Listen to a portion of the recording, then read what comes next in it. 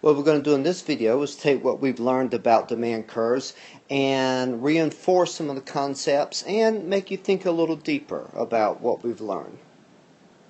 First, let me just draw a demand curve. It could be any demand curve here.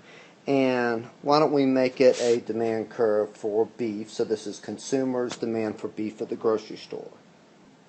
And we want to ask, how does the demand curve for beef change as price rises? Now notice that price is on our y-axis and quantity is on our x-axis. You may want to pause it here just to think a little bit about how you would answer this question.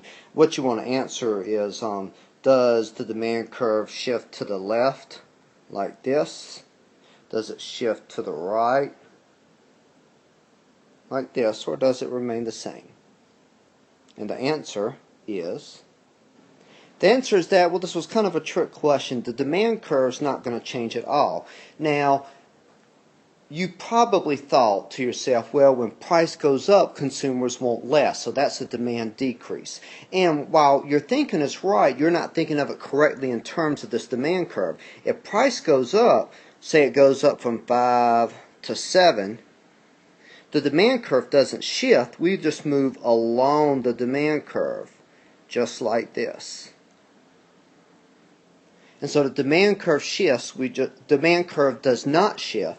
We just move along the demand curve. Similarly, if price fell from 9 to 7, we would just move along the demand curve. The demand curve does not shift.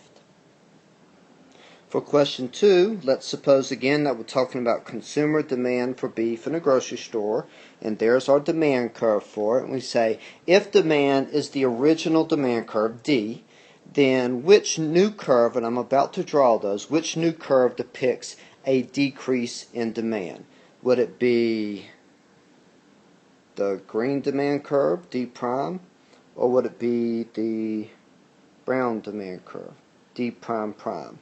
And to think about this, like, you can imagine a number of reasons demand for beef might decrease. When Oprah Winfrey told viewers that ground beef was unhealthy, the demand for beef probably fell. Another reason it might fall is that if the price of pork suddenly falls, then people are going to substitute pork for beef. They're going to say, well, price of pork is lower, I'm going to buy more pork and less beef. So which, D prime in green or D prime prime in brown, which one of those depicts a decrease in demand? You might want to pause it here to answer. And the answer is the green D prime, representing a shift to the left in the demand curve. And one way to see that we know this is a decrease in demand is just pick any price. Let's suppose that price is 5. At the old demand curve, we'd be consuming around 5 units. But at the new demand curve, we're consuming something like 1.5 units. So at that new demand curve, D prime, at any price, we're consuming less than we did before. That's consistent with the words decrease in demand. And anything where the demand curve shifts left would be a decrease in demand. So that would be a decrease in demand. This would be a decrease in demand. Even this would be a decrease in demand. Anything where you're consuming less at the same price than you did before. For number 3, we're going to assume our demand curve is demand for forage. And forage, if you don't know, is grass or hay. And so you can think about feeding cattle. Obviously, cattle eat lots of forage. But you can also, as a substitute for forage, feed cattle corn. And what we want to know is, how does this demand curve for forage change? That is, how would we draw it differently if the corn prices rise? Will we shift the demand curve left, or will we shift it right, or would it stay the same? The answer is that corn prices rise, ranchers are going to be discouraged from feeding as much corn, and so they're going to substitute forage for corn. They're going to feed less corn and more forage, and so the demand for forage is going to shift to the right. So I could depict it like this, where at any price, let's say a price of 5, we were consuming 4 units, but now we're consuming 5.5. At any given price, we're consuming more.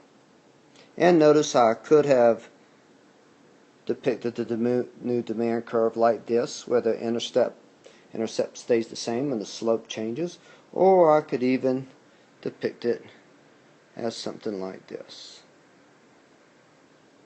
Anything where the demand curve shifts right, where people are consuming more at the same price than they did before, is an increase in demand.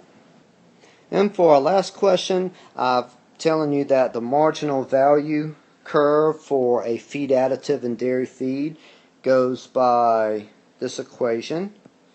Marginal value equals 9 as the y-intercept minus 1/2 times q, and I've graphed this here. And then we want to ask how much is bought if the price of the feed additive is $6.25. Now we have to remember that the marginal value curve is also a demand curve.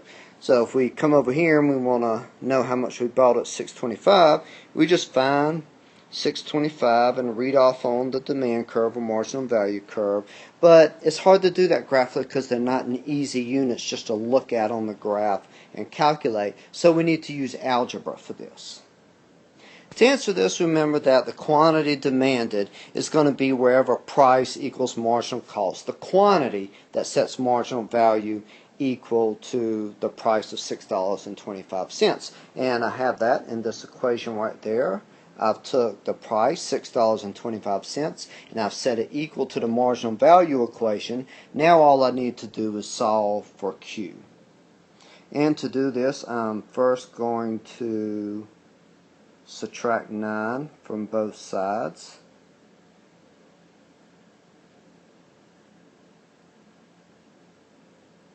And then I'm going to divide both sides by 1/2. So